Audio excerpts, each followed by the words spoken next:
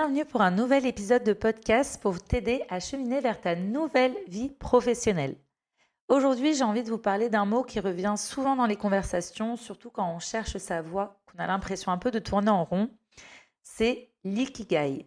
D'ailleurs, je remercie une de nos abonnées sur Instagram de m'avoir soumis cette idée de thème, puisqu'effectivement, c'est quelque chose quand on est en phase de reconversion, sur lequel on va se questionner, et c'est un concept sur lequel on peut tomber.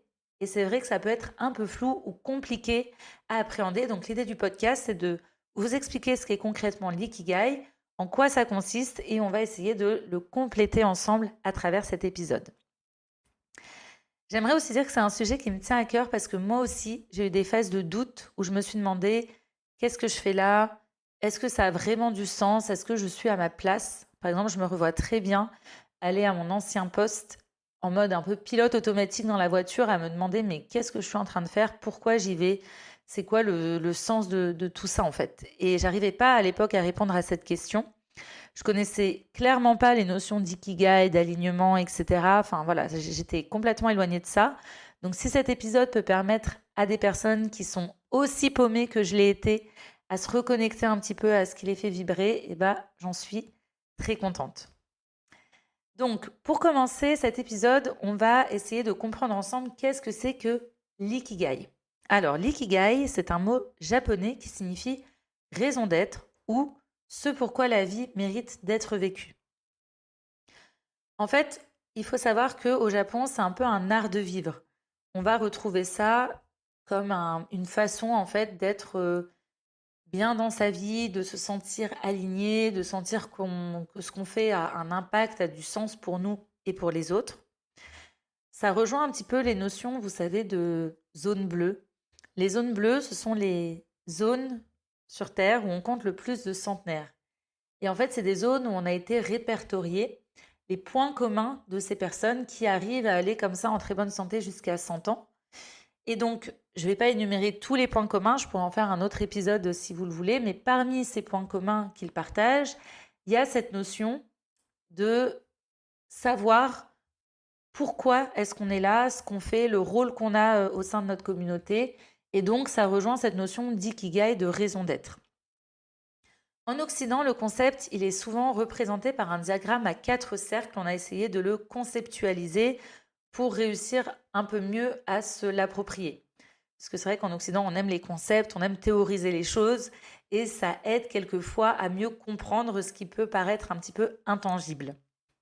Donc, l'ikigai, en France et en Occident, si vous tapez ikigai sur Internet, en fait, vous allez tomber sur une image où vous allez pouvoir voir 4 cercles et une intersection de ces 4 cercles. Donc, dans le premier cercle, en fait, on va parler de ce que j'aime faire. Ça va regrouper ce que vous aimez faire. Donc souvent, vous allez avoir ce que j'aime faire, premier cercle. Deuxième cercle, ce pourquoi je peux être payé. Troisième cercle, ce dont le monde a besoin. Et quatrième cercle, ce en quoi je suis doué. Et à l'intersection de ces 4 cercles, il y aurait notre fameux ikigai. Donc, le parfait alignement entre ce que vous aimez, ce pourquoi vous pouvez être payé, ce dont le monde a besoin et ce dans quoi vous êtes doué. Bon, la vérité, c'est que c'est souvent un petit peu plus flou que ça. Dans cet épisode, donc, on va essayer de comprendre comment est-ce qu'on peut remplir ces cercles, pourquoi est-ce qu'on s'éloigne aussi de notre ikigai et comment est-ce qu'on peut se reconnecter justement à ce qu'on aime, ce pourquoi on est doué, etc. Si tu veux, on a créé une trame Ikigai que tu pourras compléter à la suite de l'écoute du podcast. Si tu veux la recevoir, il suffit de nous envoyer un petit email à l'adresse hello@enroutesimone.net et on te l'envoie. En tout cas, l'ikigai, sache que c'est pas forcément un job ni un grand rêve à atteindre. C'est parfois juste une direction intérieure à écouter, une manière de vivre plus alignée. Bon, ici, on l'a théorisé pour chercher à apporter plus de sens dans nos vies professionnelles et c'est vrai que c'est un super outil pour commencer à se poser les bonnes questions. Donc dans une première partie, je vais essayer d'expliquer pourquoi est-ce qu'on s'éloigne de notre ikigai. Puisque ça paraît simple et pourtant souvent on se sent perdu justement au moment de remplir ces 4 cercles. Pourquoi? Parce que on nous invite toujours à regarder finalement à l'extérieur de nous. On a très peu de moments qui nous invitent à l'introspection, à l'écoute de soi. On va souvent nous dire de faire ce qui se fait de bien, de normal. Par exemple, de suivre un peu la voie traditionnelle qui nous est vendue dans la société, du type, il faut que tu aies un CDI, une maison à crédit, que tu te maries, que tu aies des enfants, un chien, etc. Donc, quelquefois, on va s'engouffrer là-dedans, alors même que ça nous correspond peut-être pas du tout comme style de vie, comme ce qu'on attend de notre vie. On va aussi quelquefois suivre une voie sécurisante, mais qui n'est pas toujours vibrante. Par exemple, je suis issue d'une famille de, je sais pas, médecins, donc je vais faire médecine parce qu'on m'a toujours dit que c'était bien de faire ça, que j'aurais la sécurité de l'emploi, que je serais reconnue, bien payée, etc. Mais finalement, est-ce que c'est vraiment nous ce qu'on a envie de faire? Est-ce qu'on s'est vraiment écouté? Pas toujours. Et puis aussi, on va souvent douter de ce qu'on ressent vraiment, puisqu'on va avoir plein d'injonctions quand on commence à douter du style, mais attends, tu devrais quand même être content de ce que tu as. Attends, tu as quand même un poste intéressant. Bon, intéressant pour qui? On ne sait pas, visiblement pas pour vous, mais voilà, souvent, on va aussi avoir ces injonctions de tu devrais te contenter de ce que tu as, en gros, puisque tu n'es pas la plus à plaindre. Et du coup, on va commencer à douter de nos ressentis, à pas se sentir forcément légitime de sentir ce qu'on ressent. Et puis, il y a aussi un gros point, que j'en ferai un épisode dédié tellement c'est un énorme point noir, ce sont nos croyances limitantes. Les croyances limitantes, c'est des affirmations qu'on a intériorisées comme des vérités absolues, sans jamais les remettre en question, et qui vont nous freiner. Du type, je ne peux pas vivre de ma passion, je ne suis pas assez formée pour faire ce métier, c'est pas un vrai métier, etc. Par exemple, moi, personnellement, j'ai toujours eu une passion pour l'enseignement. Je me souviens, quand j'étais petite, je disais, je veux être maîtresse d'école. Je demandais toujours à faire des exposés devant ma classe. C'était vraiment mon moment de kiff de faire des exposés. Mais en fait, au fur et à mesure, quand j'ai avancé dans mes études, j'ai entendu mes profs me dire que j'allais gâcher mon potentiel, qu'il fallait plutôt que je vise des études élitaires et donc que je fasse des grandes études, une école prépa, aux grandes écoles de commerce, etc. Bref, j'ai fini par me dire, ok, bon, c'est peut-être ce que je devrais faire. Et je me suis complètement éloignée de ce qui me faisait vraiment plaisir, vraiment vibrer. J'ai fini par croire que c'était finalement pas pour moi. Donc, clairement, j'ai laissé l'extérieur me définir. Pareil, je me souviens que j'ai adoré la musique et on m'a vraiment toujours dit, la musique, c'est un loisir, ça pourra jamais être un métier. Donc, j'ai, pareil, complètement mis ça de côté, étouffé cette passion-là, puisque je me suis dit, la musique, c'est un loisir, j'en tirerai rien, donc j'étouffe ça. Je pense qu'on est nombreux à avoir vécu ça. Et parfois, on ne va pas changer de voie par peur, et c'est OK. Mais par contre, ce qui n'est pas OK, je pense, c'est d'ignorer ce que notre cœur essaye de nous dire. Quand vraiment il y a des tensions en interne, quand ça ne va pas, et que le corps dit d'arrêter, il est temps peut-être de se poser les bonnes questions. Donc, c'est ce qu'on va faire aujourd'hui ensemble. Comment recommencer à trouver son ikigai, ce pourquoi on est fait et dont on s'est progressivement éloigné pour les raisons que je viens d'indiquer. Si tu souhaites réaliser l'exercice, déjà sache qu'on t'offre ta fiche Ikigai. Encore une fois, il suffit de nous la demander par mail hello@enroute-simone.net. Sinon, tu peux aussi le faire toi en autonomie de ton côté. Voilà la marche à suivre. Tu vas dessiner tout d'abord sur une feuille 4 cercles. Dans un des cercles, tu vas indiquer ce que tu aimes faire dans la vie. Donc ici, en gros, tu vas lister tout ce qui te donne de la joie au quotidien sans restriction. Qu'est-ce que tu fais quand tu vois pas le temps passer? Qu'est-ce que tu fais pendant ton temps libre? Qu'est-ce qui te met en joie? C'est quoi les livres, les magazines que tu achètes, que tu prends plaisir à lire? C'est quoi les thèmes qui reviennent le plus souvent? Pareil, les émissions, les reportages, les films que tu regardes, est-ce qu'il y a quelque chose, ou les podcasts que tu écoutes, est-ce qu'il y a des choses qui reviennent de manière récurrente, qui te procurent du plaisir, de la joie que tu réalises sans effort? Des lectures que tu fais avec plaisir, des podcasts que tu écoutes avec plaisir.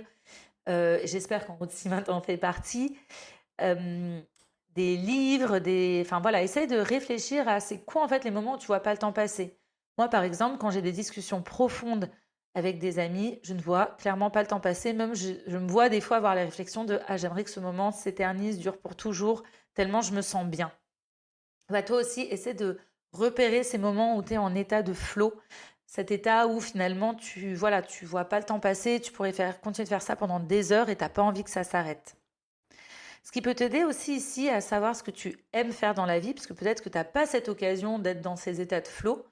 Et ben regarde, par exemple, sur les réseaux sociaux, les thèmes dans ton feed qui reviennent le plus souvent.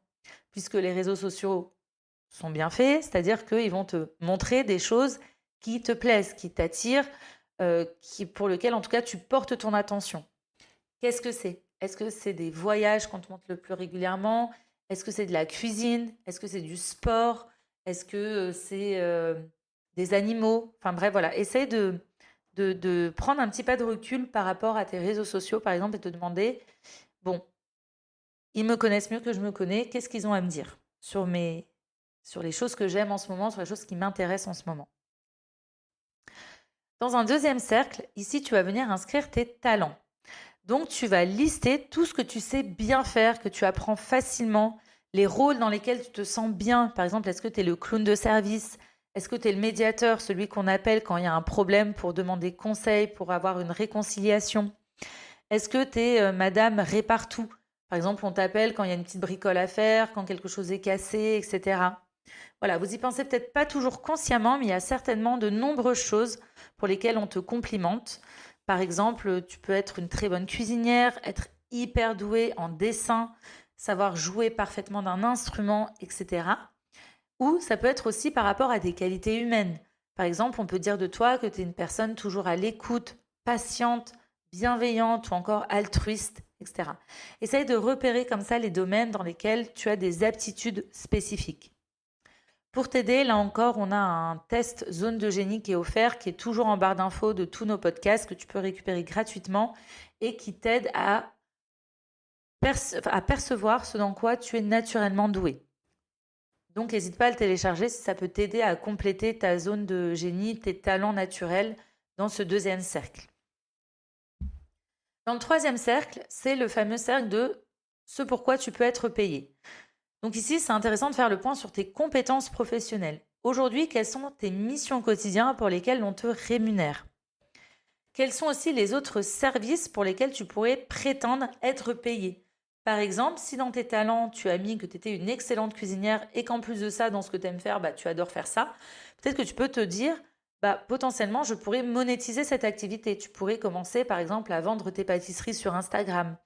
Voilà, essaye de réfléchir ici, dans ce cercle-là, ce pourquoi tu pourrais être payé en lien avec ce que tu fais aujourd'hui, toutes les compétences que tu as acquises au fur et à mesure dans ton parcours et aussi par rapport aux choses que tu aimes faire et qui sont naturelles pour toi.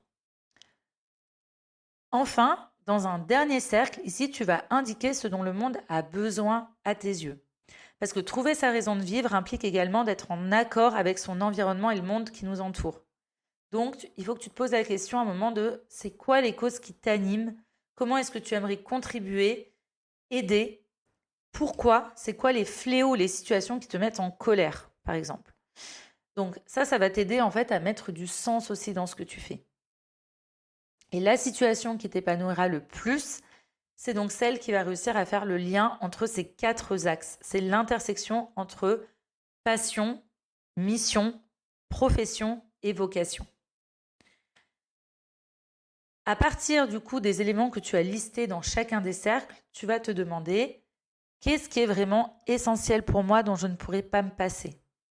Par exemple, tu peux aimer lire quand tu as du temps libre sans que ce soit vital. Alors que échanger tout le temps avec les autres, peut-être que ça va être quelque chose d'hyper important et de crucial pour toi. Une autre question que tu peux te poser, c'est est-ce que je prendrai plaisir à exercer cette activité 7 jours sur 7, 7 jours sur 7, 24 heures sur 24, enfin bref, à exercer cette activité vraiment au quotidien. Parce que par exemple, tu peux aimer colorier des mandalas sans forcément avoir envie de faire ça toute la journée. Ça permet là aussi de te distinguer de ce qui est un petit plaisir occasionnel de ce qui est pour toi vraiment essentiel. Pour savoir ce qui est essentiel, tu peux aussi fermer les yeux et t'imaginer ne plus du tout pouvoir exercer l'activité en question jusqu'à la fin de ta vie. Et quand tu fais ça, essaye d'être attentif à ce que tu ressens.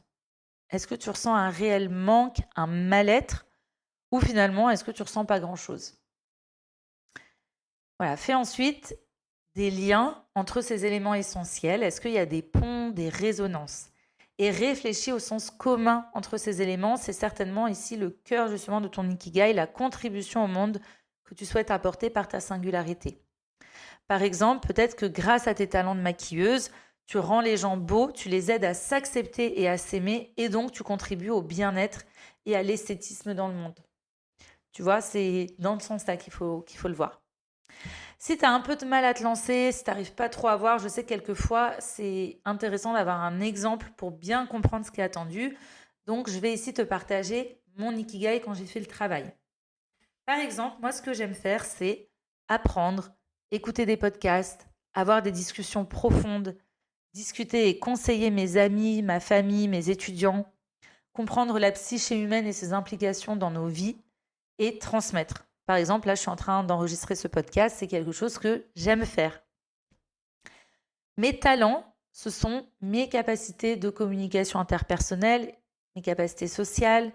On dit de moi que je suis une personne pédagogue, créative et agile.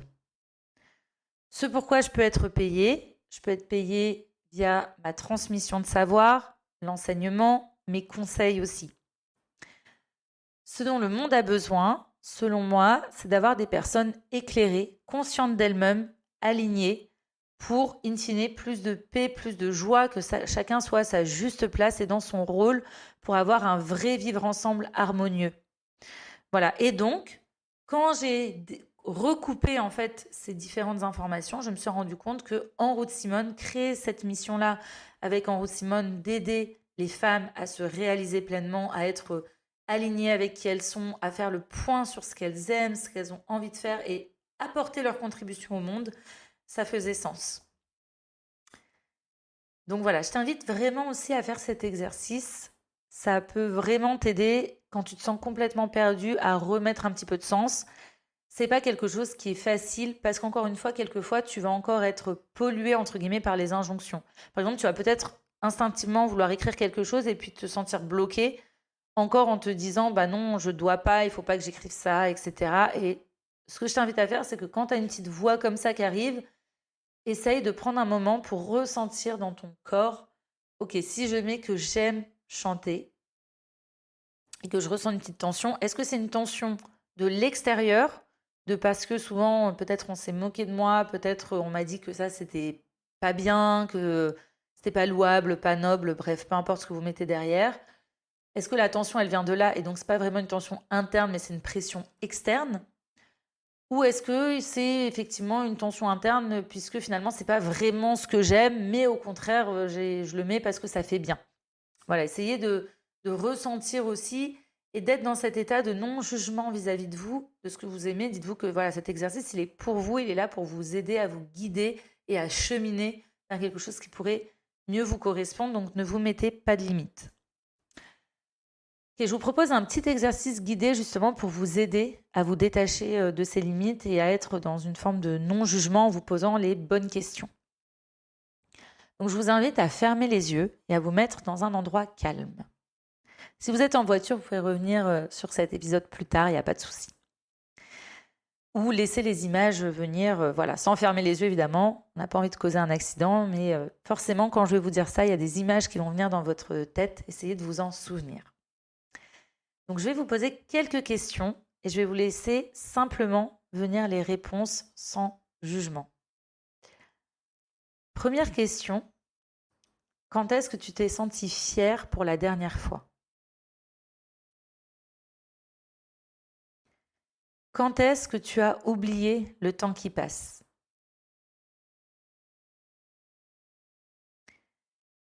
Quelle cause, quel sujet, quel besoin humain t'émeut profondément?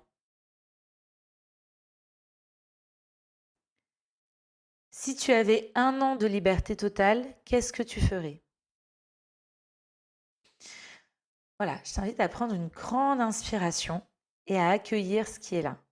Les images qui sont venues, les choses qui sont venues, voilà, tout ça, c'est des questions. Tu peux remettre arrière, les réécouter si tu as besoin. C'est des questions qui peuvent t'aider à compléter justement ces fameuses cases dans l'ikigai et à mieux comprendre ce que ton ikigai pourrait être. Ok? Ensuite, j'aimerais quand même vous rassurer Enfin, je ne sais pas si ça va vous rassurer, mais en tout cas, vous dire que l'ikigai, c'est un outil qui évolue. Il ne faut pas voir ça comme un outil figé, parce que souvent, c'est ça aussi qui va créer des blocages.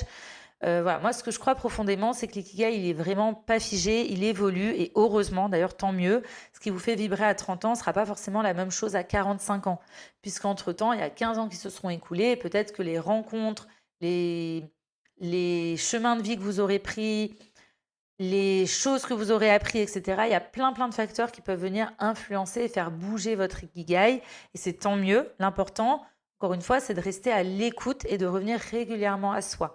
Et encore une fois, de ne pas attendre que ce soit parfait pour avancer. Lancez-vous, faites aujourd'hui à l'instant T, voilà, mon ikigai c'est ça, peut-être qu'il va évoluer dans le temps, mais à l'instant T, ce qui me rendrait profondément heureuse, alignée, c'est ça. Et commencez à y aller petit pas par petit pas. Donc, peut-être qu'à la fin de cet épisode, vous n'aurez pas votre parfait ikigai, mais en tout cas, j'espère que vous allez repartir avec des clés et une boussole, et surtout une envie de vous questionner, de ressentir et d'ajuster votre trajectoire. Voilà, je te remercie pour ta confiance et je te dis à très bientôt pour un nouvel épisode.